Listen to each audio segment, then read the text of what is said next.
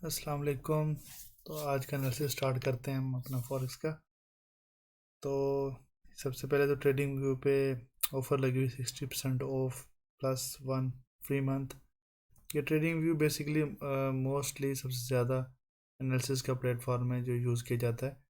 तो इस पे सारी बातें हमें इसके अगर ऑफ़र्स लेते हैं तो इसमें डिफरेंट इसके बेनिफिट्स मिलते हैं कि इंडिकेटर ज़्यादा इस्तेमाल कर सकते हैं। उसके बाद अपना जो टाइम फ्रेम है वो अकॉर्डिंग टू अब अपनी रिक्वायरमेंट के हिसाब से हम एडजस्ट कर सकते हैं। जैसे यहाँ पर by default 1 hour 2 hour 3 hour 4 hour है। अगर हम 5 आवर करना चाह रहे हैं या 8 आवर में तो वो हम यहाँ पर मैनुअली भी कुछ चीज़ें ले सकते हैं। बेनिफिट्स इसके हैं तो जो अफोर्ड कर सकता है वो ले, लेकिन मेरा यहाँ पर बताने का मकसद है कि ट्रेडिंग व्यू जब ओपन किया तो ये हमारे पास इसकी ऑफ़र्स वगैरह शो हो रही हैं। तो ये अगर किसी को चाहिए तो वो कर सकता है क्योंकि उनकी लिमिटेड टाइप ऑफर्स होती हैं। लेकिन जो प्रोफेशनल है जो इसको उतना उस हिसाब से यूज़ करता है कि इसका सही से इसका बेनिफिट्स भी उठा सके तो वो ज़रूर अवेल करे। नहीं तो बिगनर्स के लिए मैं रेकमेंड नहीं करता कि वो अवेल करें, वो सिंपली अपने एनालिसिस पे फोकस करें। तो इसकी सिंपली प्रोडक्ट्स पे जाके चार्ट्स पे जाते हैं तो हमारे इसके चार्ट्स ओपन हो जाते हैं। तो चार्ट्स में आज का एनालिसिस क्योंकि आज फर्स्ट डे ऑफ वीक था तो प्रीवियसली मैंने जो लास्ट वीडियोस अपलोड की थी उसमें मैंने अपने एनालिसिस और अपनी बता दी थी कि ट्रेड्स की डायरेक्शन कौन से पेयर्स को किस तरफ देख रहा हूँ मैं। तो सबसे पहले डॉलर इंडेक्स यहाँ पर हम ओपन करेंगे जी। ये डॉलर इंडेक्स का हमने अपना सिनेरियो एक बनाया हुआ था। चेक करते हैं कि डॉलर इंडेक्स बिल्कुल उसी सिनेरियो पर चल रहा है या नहीं। ये डेली टाइम फ्रेम पे हमने बनाया था कि डॉलर का जो इम्पैक्ट है वो हमें वीक होता हुआ दिख रहा है। तो बिल्कुल ऐसे ही अभी तक तो उसी पैटर्न के अंदर ही जा रहा है, यानी कि डॉलर डेली टाइम फ्रेम है हमारे पास एक बेरिश मोमेंटम हमें नज़र आ रहा है, एक अच्छा बेरिश मोमेंटम, ठीक है ना, एक अच्छी बेरिश कैंडल्स के साथ। तो अभी तक तो मैं इसे बेरिश ही देख रहा हूँ, यानी कि सेल में देख रहा हूँ डॉलर इंडेक्स को। लेकिन अभी तक यहाँ पर आकर एक इसने थोड़ी सी सपोर्ट बनाई है, लेकिन देखते हैं ये सपोर्ट कब तक काम करती है। ठीक है, अभी हम अपने नेक्स्ट पेयर पे जाते हैं, यूरो यूएसटी पे। यूरो यूएसटी में डेली टाइम फ्रेम में मैंने लास्ट जो वीडियोस बनाई थी उसमें मैंने बताया था कि ये हमारे पास डेली टाइम फ्रेम में हमारे पास एक सॉर्ट ऑफ डबल टॉप बनाता हुआ नज़र आ रहा है यूरो यूएसटी।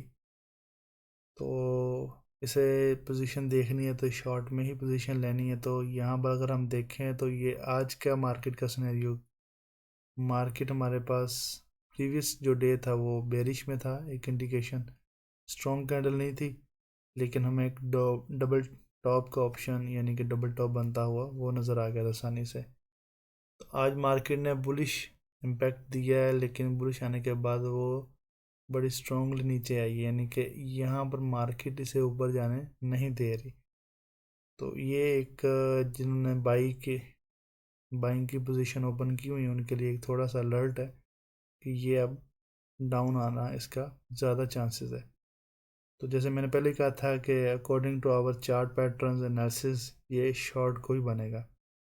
तो अभी हम चलते हैं इसका 2 आवर्स में एनालिसिस करते हैं, 2 आवर्स में ये क्या कह रहा है हमें। मार्केट ओपन हुई यहाँ से, ये वाली कैंडल से गैप डाउन ओपन हुई, डाउन गई, उसके बाद यहाँ पर इसने एक सपोर्ट बनाई। सपोर्ट बनाने के बाद मार्केट यहाँ से दोबारा ऊपर चली गई। ठीक है, एक सॉर्ट ऑफ ये छोटी सी सपोर्ट बनाई इसने, सपोर्ट बनाने के बाद यहाँ से ऊपर चली गई। और देखें जब ऊपर गई है तो बड़े स्ट्रॉन्ग मोमेंटम के साथ ऊपर गई है, लेकिन अब बड़ी जल्दी के साथ नीचे भी आ रही है।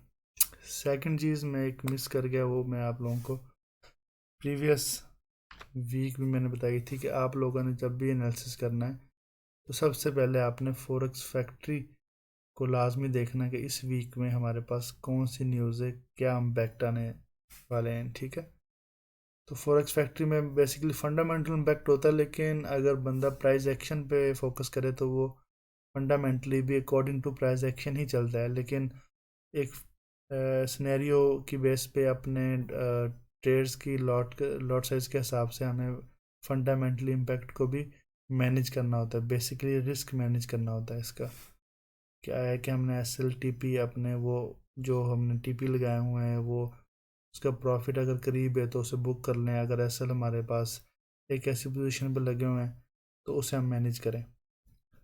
तो आज नवंबर 28 है, कोई न्यूज़, ठीक है ना, डॉलर की न्यूज़ इतनी स्ट्रॉन्ग नहीं थी, ऑस्ट्रेलियन डॉलर की न्यूज़ थी रेड में जिसका इम्पैक्ट हाई था।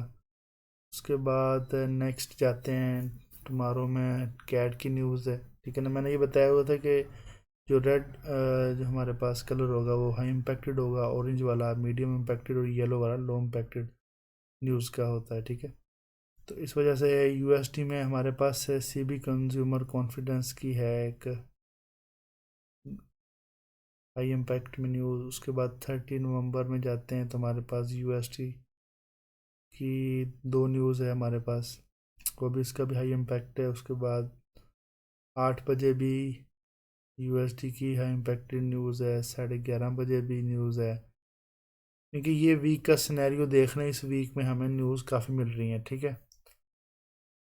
तकरीबन ऑलमोस्ट हर डे हमें न्यूज़ मिल रही है। तो ये कि इस वीक में हमें एक अच्छी ट्रेड्स देखने को मिलेंगी, क्योंकि जिस वीक में न्यूज़ हो तो वो ऑब्वियसली सी बात उसमें मोमेंटम मार्केट में ज़्यादा होता है। तो 2 आवर्स में हम एनालिसिस करें तो जैसे कि हमने प्रीवियस वीक बताया था कि ये शॉर्ट में हम इसे देखेंगे, शॉर्ट की पोजीशन कहाँ से लेनी है, एंट्री कहाँ से लेनी है, मेन चीज़ हमारे पास ये होती है। ये हमने डेली टाइम फ्रेम पे, ये हमारा एक जोन था, सप्लाई जोन था। सप्लाई जोन को हम रेड में बनाते हैं, जैसे कि मैंने प्रीवियस भी बताया हुआ था, ताकि पता चले यहाँ से हमने शॉर्ट पोजीशन लेनी है। तो हमारे पास अगर तो हम कोई बंदा एक्सपर्ट ट्रेडर है तो यहाँ से पेंडिंग ऑर्डर भी यहाँ पर एग्जीक्यूट कर सकता था, क्योंकि ये वाला जो रीजन है, ये वाला जो हमारे पास पॉइंट है, प्रीवियस लाइंस में यहाँ से डिलीट करता हूँ, ये वाला हमारा जो जोन होता है कि ये एक अच्छा जोन होता है कि मार्केट यहाँ से आकर रिजेक्ट होने का बहुत तेज़ी से यानी कि रिवर्स होती है। तो ये एक थोड़ी साइकोलॉजिकल होती है, थोड़ा सा आपको एक्सपीरियंस के साथ चीज़ें आती हैं कि इसको हमने पेंडिंग ऑर्डर लगाना तो उसका एसएल क्या लगाना, टीपी क्या लगाना, लेकिन ये मैं अपने एक्सपीरियंस के साथ आप लोगों को जस्ट बता रहा हूँ, ये रिकमेंड नहीं कर रहा, ये मेरा जस्ट एनालिसिस है, जस्ट एनालिसिस। बाकी हर बंदा अपने रिस्क का और लॉट साइज का जिम्मेदार खुद होता है, ठीक है। तो यहाँ पर एनालिसिस ये था कि अब यहाँ पर मार्केट ने रिजेक्शन दी थी तो मार्केट को हमने वेट करना था, आया कि इस जोन के अंदर दोबारा मार्केट रिजेक्शन दे तो हम यहाँ से सेल की ट्रेड लगाएं। तो मार्केट जैसे कि मैंने सप्लाई एंड डिमांड जोन का पहले भी बताया हुआ था, मार्केट हमारे पास जब आती है तो वो मोमेंटम के साथ आती है, फिर मोमेंटम अपना ब्रेक करती है, मोमेंटम ब्रेक होने के बाद उसका रिवर्स पैटर्न या रिवर्स उसकी डायरेक्शन स्टार्ट हो जाती है। बुलिश इम्पैक्ट के साथ आई, हाई मोमेंटम के साथ हमारे पास आई, उसके बाद मोमेंटम लो हुआ हमारे पास, मोमेंटम लो होने के बाद यहाँ से डायरेक्शन रिवर्स, जोन के अंदर हमारी बॉडी क्लोज हुई इस बुलिश कैंडल की। उसके बाद जो मोमेंटम लो वाला इसने एक साइन दिया रेड कैंडल 2 आवर में हमारे पास, वो भी हमारी जोन के अंदर आई। यहाँ से हम एक बड़ी ज़बरदस्त एंट्री शॉर्ट की ली भी है, लेकिन ये उनके लिए है जिन्होंने शॉर्ट की एंट्री नहीं ली, ठीक है। क्योंकि हर एक ट्रेड में हमें रिस्क लेना पड़ता है, अगर हम कहें कि रिस्क के बगैर तो ये ऐसे कोई चीज़ पॉसिबल नहीं होती। ये मैंने थोड़ा सा डिमांड जोन साइड पे किया है और यहाँ पर लेकर चलते हैं कि हमारे पास अगर हम एसएल देखें तो एसएल का जोन हमारा कितना होना था अगर इस कैंडल के बाद लेते हैं। तो ये वाला जोन था जो हमारे पास जो पिप्स हैं ये हमारे होने थे जस्ट एसएल के, अगर हम इसे काउंट करें तो हमारे पास 34.3 पिप्स हमारे पास एसएल के हैं, ठीक है ना, जो बेसिकली हमारे पास रिस्क के हैं कि इतना हमने रिस्क लिया। हाँ, अगर आगे आप लोगों ने अपनी लॉट साइज डिसाइड करनी है कि कौन सी लॉट साइज के साथ जाना है। तो जैसे कि मैंने पहले बताया था कि अगर मैं टारगेट सेट करूँगा सबसे पहले मैं 4 आवर करूँगा, ठीक है ना, 4 आवर में देखूँगा कौन सा मेरे पास जोन करीब आ रहा है। जैसे कि ये सबसे पहला जोन मेरे पास ये वाला आ रहा है, ठीक है, तो इसको जाके मैं अपना टारगेट बनाऊँगा। तो देखें 4 आवर की जो कैंडल्स आ रही कितनी स्ट्रॉन्गली बेरिश इंगल्फिंग कैंडल हमारे पास। एक 4 आवर ने अपनी प्रीवियस 4 आवर को भी इंगल्फ किया और आगे जाकर अपने यानी कि जो सेकंड इसकी जो बुलिश कैंडल थी उसे भी तकरीबन हाफ इंगल्फ कर चुकी है। तो अगर हम इसका टारगेट देखें जस्ट 4 आवर के, जो पहला टारगेट हमारा पहला टीपी है उसकी हम इसके पिप्स देखें तो हमारे पास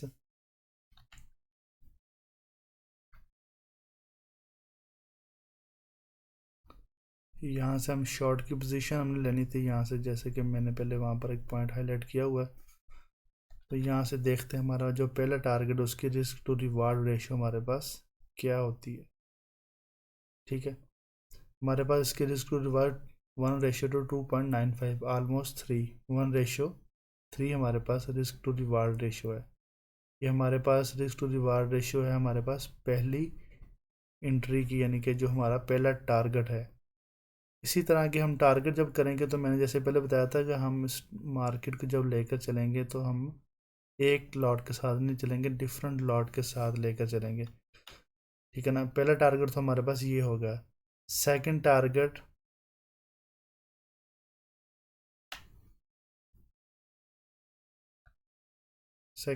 यहाँ पर 4 आवर की बेस पे जब हम बनाएंगे तो हमारे पास ये वाली एक जोन आ रहा है जहाँ से मार्केट थोड़ी सी रिवर्स आके फिर ऊपर बुलिश की तरफ गई। सेकंड टारगेट हम देखेंगे तो हमारे पास ये वाला जोन काफ़ी नॉइजी जोन है, तो हम इसे सेलेक्ट करते हैं कि मार्केट यहाँ से हमें कुछ यानी कि थोड़ी सी रिवर्सल की चांसेस नज़र आ रहे हैं कि मार्केट शायद ऊपर चल जाए। लेकिन अगर आप मोर सेफ जाना चाह रहे हैं तो आप डेली टाइम फ्रेम में चले जाएं। डेली टाइम फ्रेम में जाकर जो इसका ये वाला लो बनता है आप इससे ले लें। ये 3 टारगेट्स आप अपने रख लें, ये भी इजीली है, ताकि आपको एक आसानी से एक बड़े टारगेट्स मिल जाते हैं छोटी लॉट के साथ। तो अगर हम अपने जाएं अब सेकंड एंट्री पे, सेकंड हमारा जो रिस्क टू रिवार्ड होना था वो क्या होना था उस पे जाते हैं। तो वो मैं सिंपली यहाँ पर बिल्कुल उसी पॉइंट से हमने अपनी एंट्री स्टार्ट करनी है। तो ये हमारा सेकंड जो था वो हमारे पास ये हमारा टारगेट लग गया। ये हमारा उसका हम ठीक है, इसका अगर हम रिस्क टू रिवार्ड देखें 1:4.5, यानी कि ये हमारा रिस्क टू रिवार्ड है। अगर हम देखें इसी एंट्री को हम अपना फाइनल जो टारगेट है वहाँ तक लेकर जाते हैं तो ये हमारी जो बॉटम वाली लाइन है वो हमारी फाइनल जो टारगेट हमने डेली टाइम फ्रेम पे सेट किया है वो है। उस पर जाएँ तो हमारे पास 1:6 के रिवार्ड है। ठीक है ना, ये हमें रिस्क टू रिवार्ड रेशियो की अहमियत का यहाँ से पता चल सकता है कि सप्लाई एंड डिमांड जोन पर जब हम ट्रेड करेंगे तो हमारे पास 1:6 तक भी बड़ी आसानी से मिल सकता है। ठीक है, तो ये है सप्लाई एंड डिमांड की। और यहाँ तक ये मेरे एनालिसिस है मार्क यूरो यूएसडी को मैं एटलीस्ट ये जो 3 जोन मैंने बनाए हैं मैं इस जोन को भी थोड़ा सा एक लाइन में हाईलाइट कर देता हूँ। ये 3 टारगेट्स हैं मेरे, फर्स्ट, सेकंड, थर्ड। ठीक है ना, फर्स्ट ऑलमोस्ट रीच होने वाला है। फर्स्ट टारगेट के रीच होने के बाद मैं अपनी बाकी जो 3 ट्रेड्स हैं उसका जो एसएल है वो ब्रेक इवन सेट कर दूंगा, ताकि अगर मार्केट रिवर्स होती है तो मुझे एटलीस्ट 1 ट्रेड्स प्रॉफिट में मेरी क्लोज हो।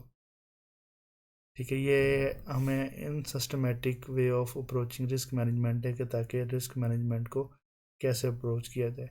हर बंदे की अपनी स्ट्रेटजी होती है, कोई 70% बुक कर लेते हैं, कोई 30% बुक कर लेते हैं, बाकी ट्रेड्स को चलने देते हैं। लेकिन मेरा ये जो एनालिसिस है या मेरा जो एक अपनी स्ट्रेटजी वो यही है कि जितने हमारे टारगेट्स हैं, जैसे ये हमारे 3 टारगेट्स थे पहले से डिसाइड थे जब यहाँ से ट्रेड ली, तो 0.01 की छोटी लॉट 3 ट्रेड्स लगाओ 0.01 की। यहाँ अगर आपका अकाउंट बड़ा है तो 0.02 समथिंग जो भी आप लगाना चाह रहे हैं अकॉर्डिंग टू योर अकाउंट। तो मेन चीज़ है अपने इस रिस्क को सामने रखते हुए कि 34.3 पिप्स हमें रिस्क है। तो ये हमें रिवार्ड के ऑप्शन है, ये हम नेक्स्ट देखेंगे नेक्स्ट डे कौन से हमारे टीपी हिट हुए हैं कौन से नहीं। ऐसे यूएसडी कैड पे चले जाते हैं। यूएसडी कैड पे भी मैंने कहा था कि हम इसे देख रहे हैं लॉन्ग के लिए, तो लॉन्ग के लिए हम यूएसडी कैड पे चले गए हैं। तो ये हमने जोन प्रीवियस वीक बनाया हुआ था, यहाँ से एंट्री हमारी लगी हुई है। ठीक है, मेन टारगेट है, टारगेट मैंने रिमूव किए हुए हैं क्योंकि डेली का एनालिसिस होता है यहाँ पर, इस वजह से वो थोड़े से डाउटफुल होते हैं। ये हमारे टारगेट्स थे, ये फर्स्ट हमारा ये बॉडी, ठीक है ना, ये जोन बनाया हुआ था, जोन के अंदर ये इसकी जो बॉटम लाइन है, अब मैं यहाँ पर अगर हॉरिजॉन्टल रे बनाऊंगा तो ये नज़र नहीं आएगी, लेकिन ये वाली जो बॉटम इसकी जो स्टार्टिंग लाइन है, ये सेकंड टारगेट है, ये इसके दो टारगेट्स बनते हैं। हाँ, अगर हम डेली टाइम फ्रेम पे यहाँ से ट्रेड लाई होती तो फिर हमारे तीन टारगेट्स थे, लेकिन यहाँ से अब हमारे दो टारगेट्स हैं, फर्स्ट एंड सेकंड। अब इसका रिस्क टू रिवार्ड हम चेक कर लेते हैं, क्योंकि मैं आपको यहाँ पर रिस्क टू रिवार्ड बताया करूँगा, क्योंकि रिस्क टू रिवार्ड का फ़ायदा ये है कि सिंपली एग्जांपल मैं आप लोगों को समझा रहा हूँ।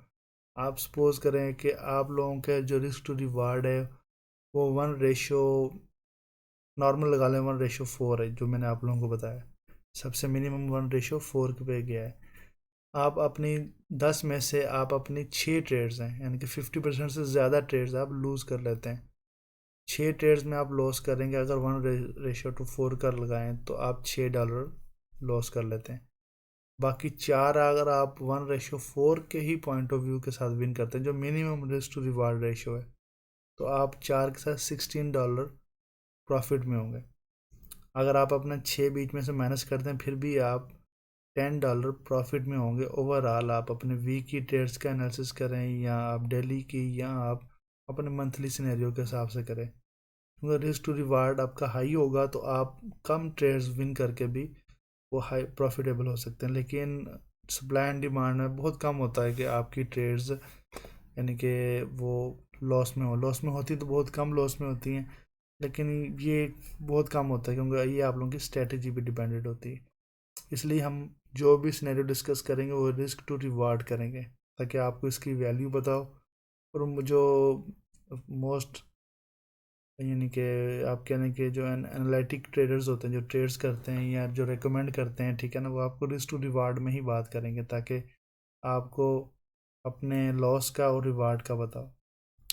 तो ये हमने ट्रेड ली थी, फर्स्ट एंट्री हमारी ये थी, ये हमारा टीपी हिट हुआ, सेकंड टीपी हमारा ये है। फर्स्ट टीपी हिट होने के बाद हमारा ये था कि ब्रेक इवन यहाँ पर सेट है। तो अब ये देखते हैं कि मार्केट आया कि दोबारा यहाँ पर आती है, यहाँ रिवर्स होकर नीचे आती है। सेकंड मोस्ट इम्पोर्टेंट चीज़ हमारा साइकोलॉजिकल इम्पैक्ट होता है। जब भी मार्केट लॉस में जा रही होती है, हमारी ट्रेड उलट चल रही होती है, तो हम उसे ट्रेल करते हैं कि नहीं, ये मार्केट दोबारा पॉजिटिव में आ जाएगी, हमारी डायरेक्शन में आ जाएगी। लेकिन जब मार्केट प्रॉफिट में जा रही होती है, ठीक है ना, तो फिर हम उसे जल्दी जल्दी बुक कर लेते हैं। एक साइकोलॉजिकल इम्पैक्ट है, जब प्रॉफिट में जा रही होती है तो आप उसे भी चलने दिया करें। ज़्यादा से ज़्यादा क्या होगा, यहाँ पर ब्रेक इवन पे सेट हो जाएगी, लेकिन अगर ये ऊपर जाती है तो मेरा टारगेट ये है, अभी इतना ज़्यादा तो नहीं है, लेकिन जब बड़े टारगेट्स होंगे on the basis of analysis and time के मैं भी अपने टारगेट्स बड़े रखूँ डेली टाइम फ्रेम पे, तो तब मुझे अपना ये साइकोलॉजिकल जो मेरी ग्रूमिंग है वो वहाँ पर काम आएगी। नेक्स्ट चलते हैं जीपीपी जेपीवाई। जीपीपी जेपीवाई जैसे मैंने कहा था, ये हमारे पास राइजिंग वेज बन रहा है, राइजिंग वेज से ब्रेक होगा तो ये इसका टारगेट है, ठीक है, क्योंकि जीपीपी जेपीवाई का टारगेट मैंने ये एक ही रखा हुआ है, ठीक है, यहाँ तक लाजमी आएगी। लेकिन आप अपने जो प्रॉफिट है वो बुक कर सकते हैं अपने अकॉर्डिंग, ठीक है ना। आप 4 आवर पे जाएं, 4 आवर पे आप जैसे मैंने बताया था, आप अपने एक स्पोर्ट सेलेक्ट करें या अपने एक लो पॉइंट सेलेक्ट करें, वहाँ पर अपने टारगेट्स आप बना सकते हैं। जैसे कि 4 आवर्स में रैंडमली अगर मैं आप लोगों को टारगेट अपने हिसाब से बनाना सिखाऊं तो मैं ये 2-3 पॉइंट्स में आप लोगों को बता देता हूँ कि जो मेरी नज़र में ये 1, 2 और 3 ये वाला ये स्टार्ट पॉइंट डिमांड जोन का, ये 3 टारगेट्स बनते हैं, ठीक है। लेकिन अगर उस हिसाब से भी लगाएं तो हमारा फर्स्ट टारगेट हिट हो चुका है, सेकंड टारगेट के करीब आ रही है मार्केट। देखें मार्केट अभी बुलिश गई है, लेकिन उसके बाद दोबारा पास हो गया, फिर रिवर्स होने लगी, लेकिन ये मार्केट इसी ट्रेंड में ही नीचे आनी है, लोअर लोज और लोअर हाइज बनाते हुए नीचे आएगी। अगर किसी को नहीं पता तो मैं बना के दिखा देता हूँ कि जैसे ये मार्केट यहाँ पर हायर हाई था, अभी लोअर हाई बना दिया, फिर इसने लोअर लो बनाया, लोअर हाई बनाया, या मार्केट ऐसे ही करती करती नीचे यहाँ तक पहुँचेगी।